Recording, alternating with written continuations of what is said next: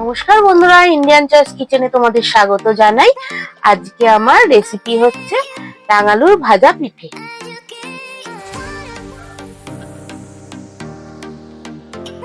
ভাজা পিঠে করার জন্য রাঙালু নিয়ে নিয়েছি কটা। রাঙালুগুলোকে ভালো করে ধুয়ে নিয়েছি।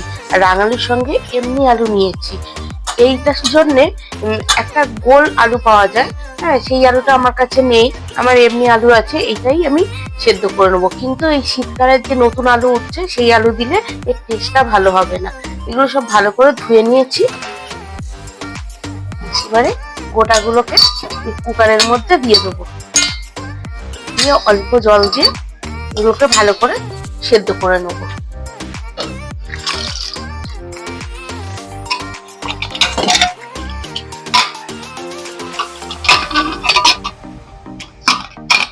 এগুলো সিটি হয়ে গেছে। এবারে প্রেসারটা খুলে নিয়ে একটা কাঁটা চামচ দিয়ে এরকম ভাবে দেখতে হবে ঠিক মতন সেদ্ধ হয়েছে কিনা। এই দেখো, কাঁটা চামচটা পুরো ঢুকে যাচ্ছে, তার মানে বুঝতে হবে এটা পুরোটা সিদ্ধ হয়ে গেছে। এবারে এইটাকে একটা স্ট্রেনারের মধ্যে ঢেলে জলটা ঝরিয়ে নিতে হবে। আলু আর রাঙালুটা দুটোই জল ঝরিয়ে নিয়েছি, দেখতেই পাচ্ছ। এবারে এই খোসাগুলোকে ভালো করে ছাড়িয়ে নেব সবকটা।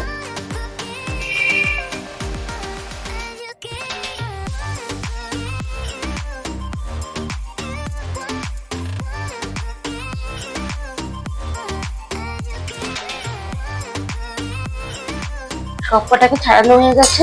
এবারে হাতের সাহায্যে ভালো করে এটাকে ম্যাশ করে নেব। কারোর যদি ম্যাশার থাকে ম্যাশার দিয়েও করতে পারো, কিন্তু ম্যাশার দিয়ে করার থেকে হাতে করে করলে জিনিসটা খুব মিহি হবে। জিনিসটা মিহি না হলে করা যাবে না।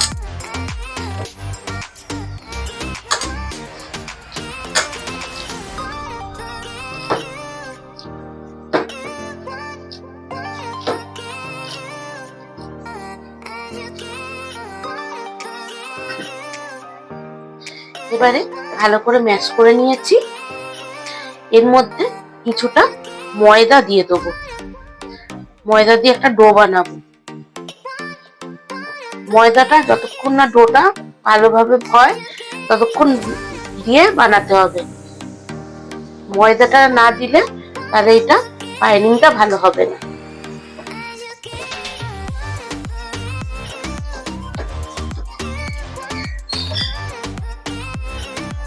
অল্প অল্প করে ময়দা দিয়ে এটাকে মাখতে হবে।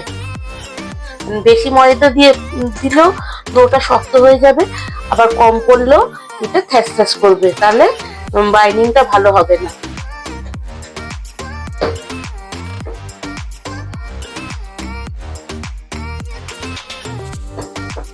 এরকম ভাবে পুরোটাকে ভালো করে মেখে নিতে হবে। এরকম ভাবে ময়দার মতন মেখে নিতে হবে।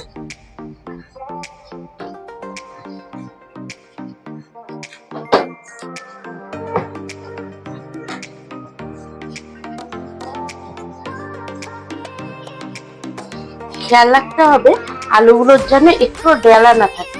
ডেলা থাকলে তাহলে পুরো পিঠেটা ফেটে যাবে। ভালো করে ম্যাশ করে এরকম ঠেসে নিয়ে ভালো করে ডোটা তৈরি করে দিতে হবে।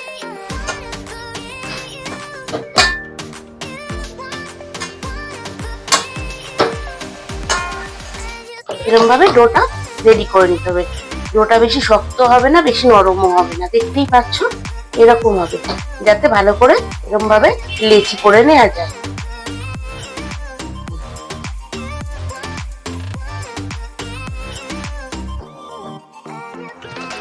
এবারে হাতে একটু তেল মাখিয়ে নিয়ে এরকম ছোট ছোট করে লেচির মতন কেটে নিতে হবে। কেটে যেরকম পুর ভরা হয় গোল করে নিয়ে, তবে এটা আস্তে করেই করতে হবে। পুরোটাই নরম তো ভেঙে যাওয়ার চান্স খুব থাকে। এর মধ্যে নারকোলের পুর দিয়ে দেবো। নারকোলের পুরটা আমি বানিয়েছি নারকোল আর পাটালি দিয়ে। এই ভিডিওটা তো পুরটা বানানোর ভিডিওটা আমি এখন পিঠে, সেদ্ধ পিঠে করেছিলাম, পুলি পিঠে করেছিলাম, তখনই তোমাদের দেখিয়েছিলাম। ওই জন্য এখন আর এই ভিডিওটা করলাম না পুর বানানোর।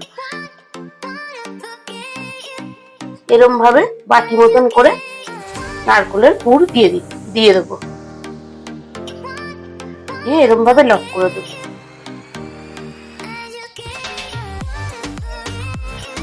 কেউ যদি নারকোলের পুরটা কি করে বানিয়েছি দেখতে চাও, তাহলে আমার চ্যানেলের সেদ্ধ পিঠে আর পুলি পিঠের ভিডিওটা দেখলেই বুঝতে পারবে। এরকম ভাবে ভালো করে লক করে দেবো। দিয়ে যেহেতু ভাজা পিঠে তেলে ভাজতে হবে, কিন্তু এটা করার সময় খেয়াল রাখতে হবে যেন তেলে দেওয়ার পর লকটা খুলে গিয়ে তেলে ছেড়ে না যায়। তেলে ছেড়ে দিলে পুরো পুরটাই তেলে চলে গিয়ে তেলটা নষ্ট হয়ে যাবে আর পিঠেগুলো ভেঙে যাবে। এরম ভাবে বানিয়ে নিতে হবে। একটু প্লেটের মধ্যে ময়দার গুঁড়ো ছড়িয়ে দেবো,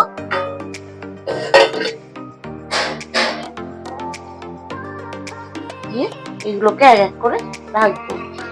ময়দাটা না গুঁড়ো ছড়ালে অনেক সময় প্লেটে আটকে যাওয়ার চান্স থাকতে পারে। আরেকটা করে তোমাদের দেখাচ্ছি। লিচিটা একটু বড়ই নিতে হবে।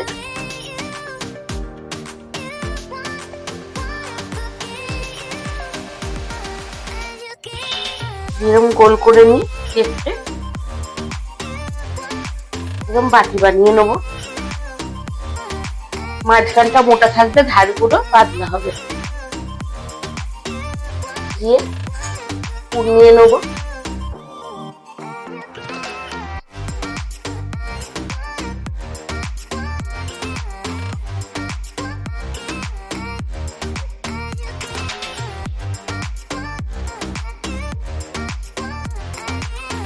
পুরটাকে চেপে চেপে দিতে হবে, তাহলে লক করতে সুবিধা হবে।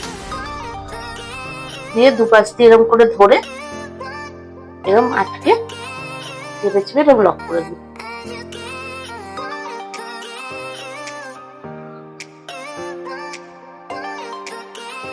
দিয়ে এরকম মুড়ে দেবো। পিঠে করার সময়ও দেখিয়েছি এই একই ভাবে লক করা।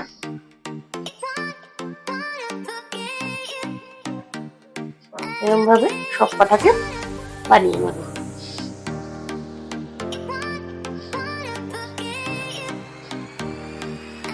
কড়াইতে সাদা তেল দিয়ে দিয়েছি। তেলটা একটু বেশি করেই দিতে হবে, কারণ এটা ভাজতে যত করে তেল লাগবে একটু ডুবো তেলেই ভাজা হবে। তেলটা গরম হয়ে গেছে, এবারে এইগুলোকে এক এক করে ছেড়ে দেবো। আমি অল্প অল্প দিয়ে প্রথমে ভেজে নেব। তেলটা গরম করার পর ফ্লেমটাকে লো টু মিডিয়ামে রাখতে হবে।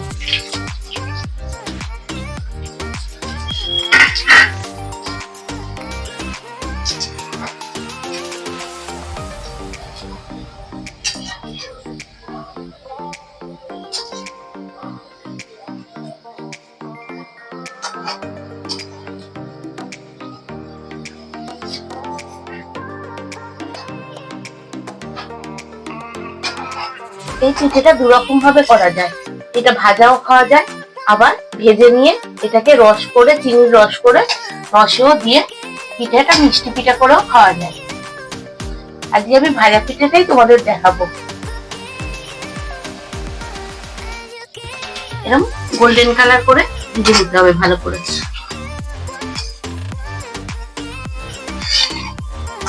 ফ্লেমটা লোতে রেখে প্রথমে তেলটাকে ভালো করে গরম করে নিতে হবে।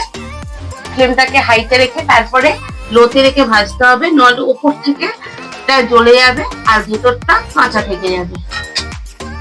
এরকম ভাবে গোল্ডেন কালার করে ভেজে নিয়ে এবারে তুলে দেবো।